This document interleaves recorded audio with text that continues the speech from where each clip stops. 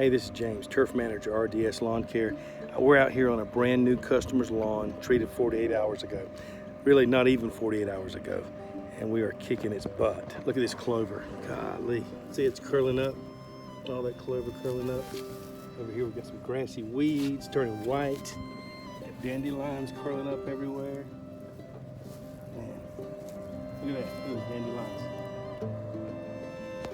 Like I said, it's not even 48 hours, and you can still go after crabgrass. It's not too late. We have mix in there to get crabgrass at the early stage, so then give us a call. These people are on their way to a brand new lawn.